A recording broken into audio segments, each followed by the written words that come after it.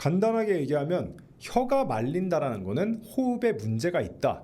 그래서 호흡의 운영이 안 되니까 그 순간의 긴장을 혀에서 가져가는 거다. 이런 식으로 보시면 됩니다.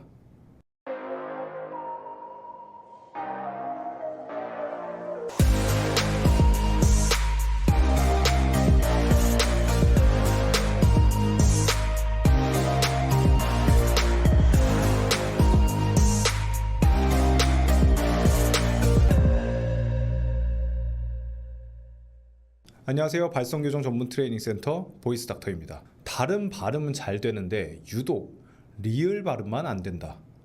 리을 발음을 하면 자꾸 말리는 소리가 난다. 혀가 계속 말리거나 발음이 자연스럽지 않다.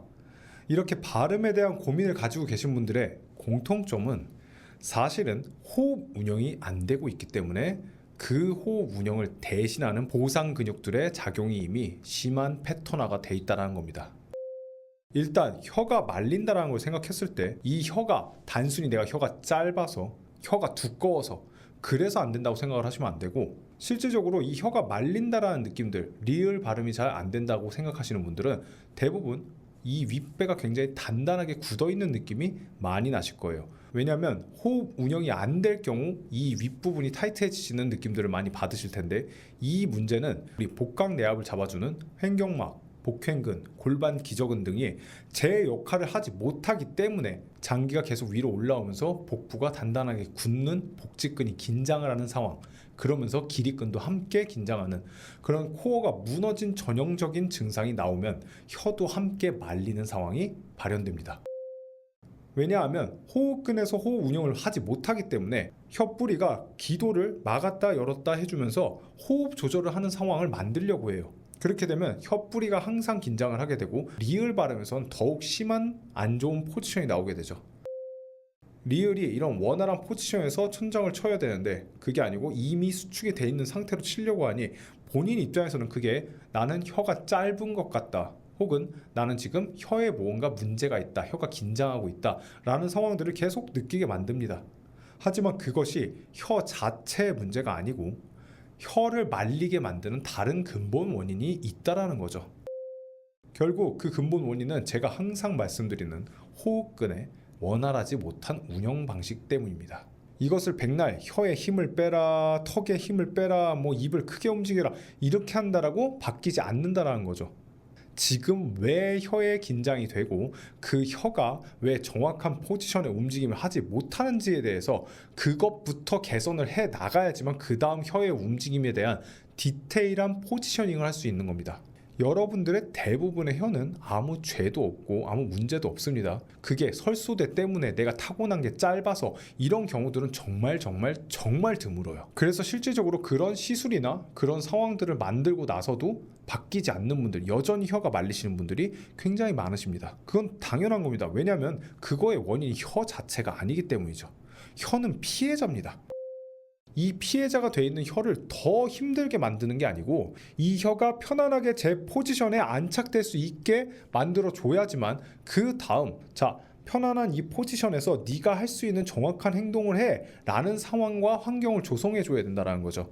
그게 바로 가장 근본적이고 기초적인 호흡근의 운영을 만들 수 있는 트레이닝을 먼저 해야 되는 이유입니다.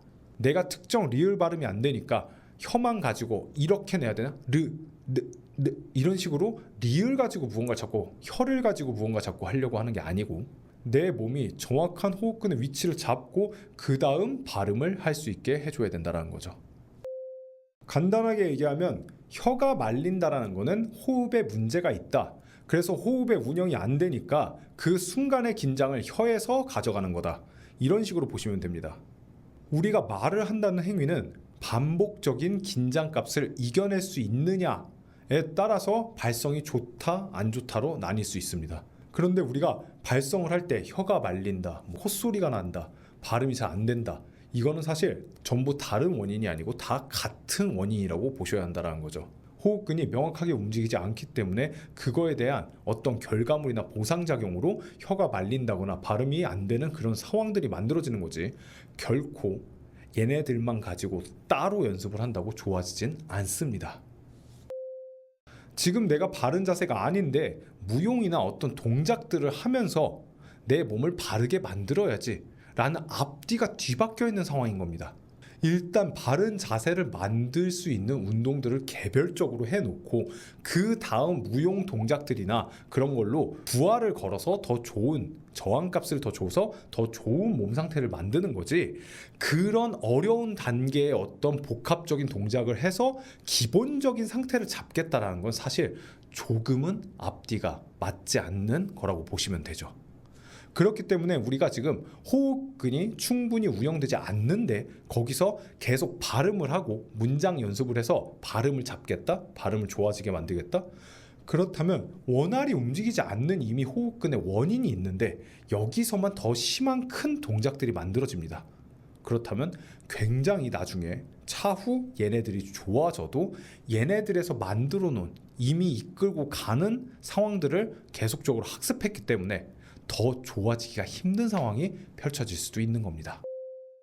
모든 것은 열심히 하면 돼 라는 거는 사실 굉장히 구시대적인 발상이고요. 이제는 어느 정도 내가 해야 되는 순서, 그리고 내가 무언가 운영해야 되는 상황들을 천천히 차분하게 체크해서, 혹은 저희처럼 회원님의 몸 상태를 트레이닝 할 수 있는, 그리고 진단할 수 있는 그런 분들에게 받고 그 다음 상태에서 테크닉과 기술을 얹을 수 있는 상황을 만드셔야 됩니다. 발음은 결코 많이 낸다고 좋아지지 않습니다. 발음은 낼 수 있는 환경을 만들고 그 다음 그 상태에서 조금씩 명확하게 쓸 수 있는 힘을 다시 생성을 해야 되는 건데, 그게 아니고 난 명확한 발음을 만들어야 된다, 뭐 아나운서적인 발음을 만들어야 된다, 이런 것 때문에 그런 걸 먼저 목표로 가지고 오시면은 오히려 뒤바뀐 순서가 될 수 있어요. 간혹 저희에게도 아나운서 같은, 아나운서 톤 같은 그런 우리가 알고 있는 네 안녕하세요 이렇게 정확하게 찍는 듯한 그런 발음이 정확한 발음이라고 생각해서 그걸 배우고 싶다고 오시는 분들이 있으십니다.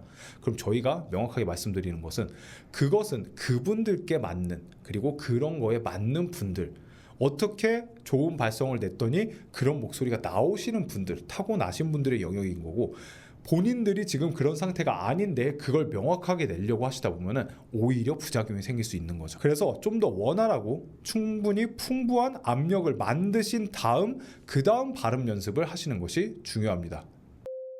사실 우리가 말을 하는 것은 에너지입니다.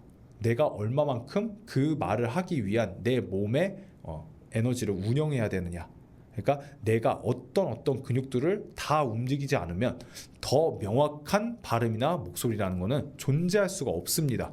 그 에너지를 충분히 쓸 수 있는 상황을 만들어야지만 해결이 나는 거죠. 그렇게 되기 전까지는 다른 곳에서, 좋은 기관 같은 곳에서 해결을 하려고 하시면 안 된다는 겁니다. 발음 고민 때문에 문장 연습이나 뭐 학원을 다니거나 그래도 개선이 되지 않으시는 분들은 저희 보이스닥터에 문의 주셔서 이 상태, 그러니까 근본적인 상태에 대한 개선을 먼저 하시길 추천드립니다. 오늘은 여기까지 말씀드리고 다음 시간에 찾아뵙도록 하겠습니다.